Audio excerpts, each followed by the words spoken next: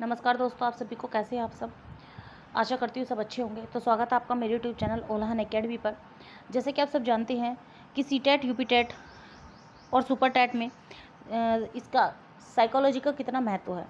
तो साइकोलॉजी में एक टॉपिक है समावेशी शिक्षा, जिसमें से आपके 4 से 5 क्वेश्चन जरूर आते हैं और ये आप सबके लिए बहुत ही महत्वपूर्ण टॉपिक है और ये इसमें से अक्सर क्वेश्चन पूछे जाते हैं। तो चलिए स्टार्ट करते हैं हम। समावेशी शिक्षा अर्थ है इसका, समावेशी शिक्षा वह व्यवस्था है जिसमें सामान्य तथा विशेष आवश्यकता वाले सभी बच्चों को एक ही विद्यालय और एक ही कक्षा में उनकी आवश्यकताओं के अनुसार शिक्षा दी जाती है। समावेशी शिक्षा वह व्यवस्था है जिसमें सामान्य तथा विशेष आवश्यकता वाले सभी बच्चों को एक ही विद्यालय और एक ही कक्षा में उनकी आवश्यकताओं के अनुसार शिक्षा दी जाती है। परिभाषा यूनेस्को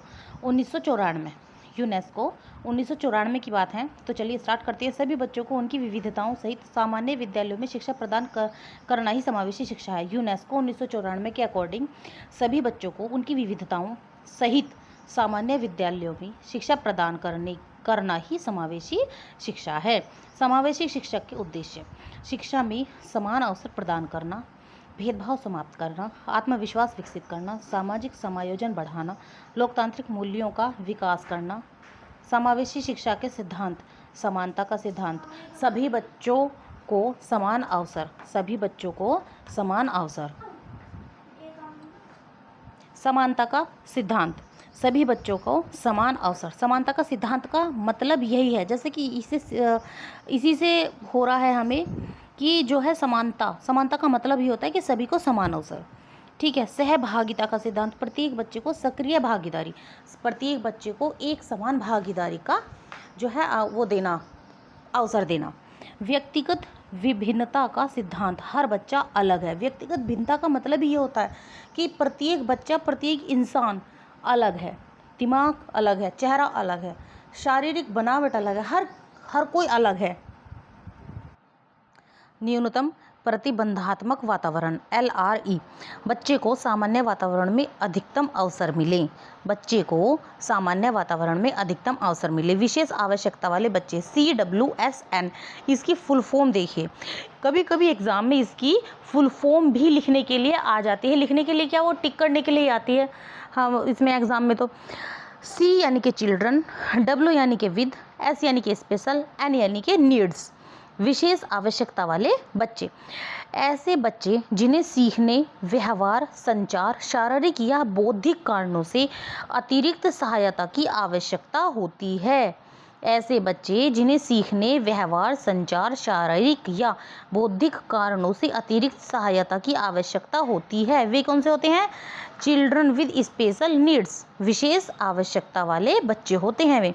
विशेष आवश्यकता वाले बच्चों के प्रकार: दृष्टिबाधिता, ब्रेल दृष्टिबाधित यानी कि जिन बच्चों को जो बच्चे देख नहीं सकते, जिन बच्चों को देखने की शक्ति नहीं होती है, उनको बोलते हैं दृष्टिबाधित।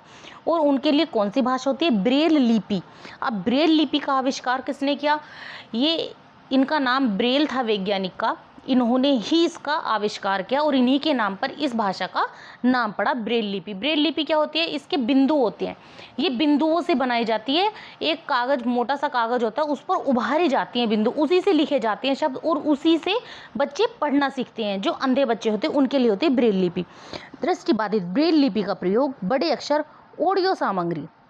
श्रवण बाधित: सांकेतिक भाषा, लीप रीडिंग।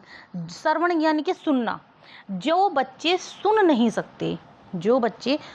सकते उनके लिए सांकेतिक भाषा यानी इशारों की भाषा का प्रयोग कराया जाता है। अस्थिबाधित: व्हीलचेयर या रैंप सुविधा, जो बच्चे चल फिर नहीं सकते उनके लिए व्हीलचेयर, उनके लिए वैसी ही शिक्षा, लेकिन होती सबकी समावेशी है। बौद्धिक दिव्यांगता, IQ सामान्य से कम, उदाहरण डाउन सिंड्रोम।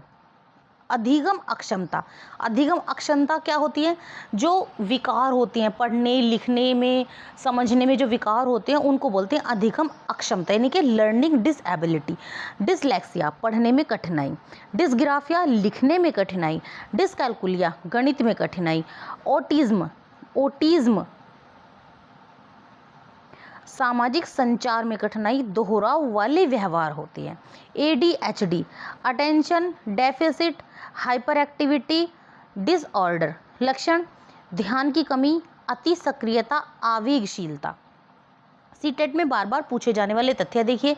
विकार कठिनाई, डिसलेक्सिया पढ़ना, डिसलेक्सिया पढ़ना, डिसग्राफिया लिखना, डिसकैलकुलिया गणित, एडीएचडी ध्यान, ऑटिज्म सामाजिक संपर्क। जो सामाजिक संपर्क में आने से बच्चे घबराते हैं, डरते हैं। जैसे कि सामाजिक संपर्क में आने का मतलब क्या होता है कि आपको 2 या 4 इंसानों में खड़ा कर दिया जाए और आपको बोला जाए कि आप अपने विचार या अपने टॉपिक बताइए या कुछ भी XYZ कुछ भी आप बोलिए, तो वो बच्चे घबरा जाते हैं दूसरों को देखिए। ये होती है सामाजिक संपर्क।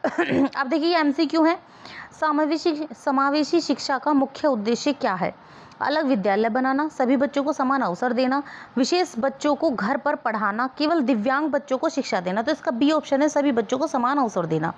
LRE का अर्थ limited resource environment, last restrictive environment, learning resource education none. तो इसका बी ऑप्शन है, last restrictive environment, LRE। Dyslexia किससे संबंधित है? डिसलेक्सिया किससे संबंधित है? गणित, लिखना, पढ़ना, सुनना। इसका सी ऑप्शन है, पढ़ना। डिसग्राफिया का संबंध है पढ़ना, लिखना, गणना या दृष्टि। तो इसका बी ऑप्शन है, लिखना। डिसग्राफिया ग्राफ बनाना, लिखना। डिसकैलकुलिया भाषा, गणित, स्मृति, व्यवहार। इसका बी ऑप्शन है, गणित। ADHD में कौन सा लक्षण प्रमुख है? अति सक्रियता, दृष्टि दोष, श्रवण दोष, अस्थि बाधा। इसका ए ऑप्शन है, अति सक्रियता। ऑटिज्म मुख्यतः किससे संबंधित है? सामाजिक संचार, गणित, दृष्टि, भाषा। तो इसका ए ऑप्शन है, सामाजिक संचार।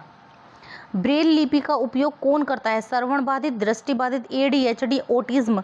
इसका बी ऑप्शन है, दृष्टि बाधित।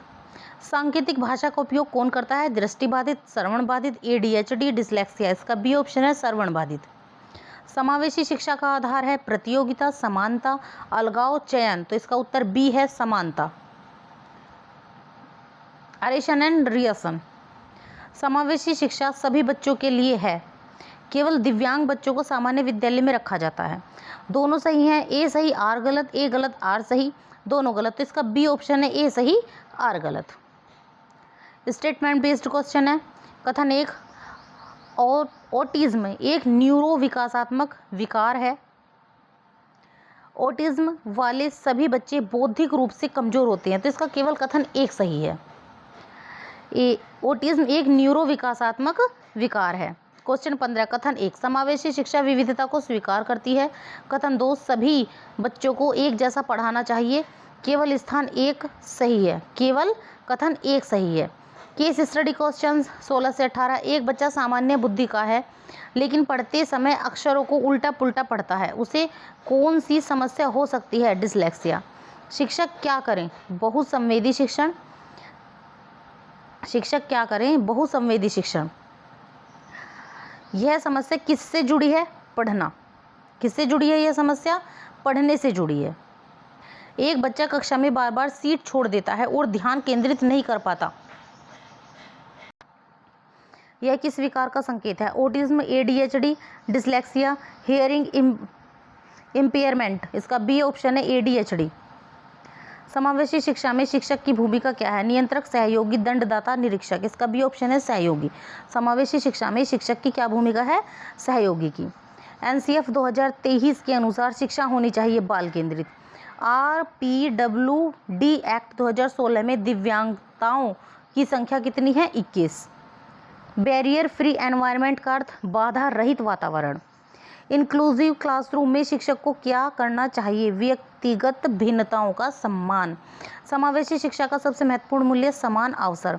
अरेशन ए, समावेशी शिक्षा में सभी बच्चों को एक एक सफलता मिलेगी, मान प्रतिष्ठा समान तरीके से पढ़ाया जाना चाहिए। आर है, समावेशी शिक्षा व्यक्तिगत विभिन्नताओं को स्वीकार करती है। तो इसका ए और आर दोनों सही हैं। बी, ए और आर दोनों गलत हैं। सी, ए गलत आर सही। डी, ए सही आर गलत। तो इसका सी ऑप्शन है, ए गलत आर सही। व्याख्या देखिए, समावेशी शिक्षा में एक जैसा नहीं बल्कि बच्चों की आवश्यकताओं के अनुसार शिक्षण किया जाता है। निम्न में से कौन समावेशी शिक्षा की विशेषता नहीं है? विविधता का सम्मान, समान अवसर, अलगाव, सहभागिता। इसका उत्तर होगा सी, अलगाव। समावेशी शिक्षा में अलगाव का कोई महत्व नहीं, स्थान नहीं है। एक शिक्षक ADHD वाले बच्चे को बार बार डांटता है, ये किस सिद्धांत के विरुद्ध है? बाल केंद्रित शिक्षा, समावेशी शिक्षा, व्यक्तिगत भिन्नता, उपर्युक्त सभी। इसका डी ऑप्शन है उपर्युक्त सभी। डिस्कैल्कुलिया वाला बच्चा मुख्यतः किस क्षेत्र में कठिनाई अनुभव करेगा? भाषा, गणित, सामाजिक व्यवहार, दृष्टि। इसका बी ऑप्शन है गणित। डिस्कैल्कुलिया, जहाँ पर कैलकुलिया है वो गणित से ही संबंधित होगा।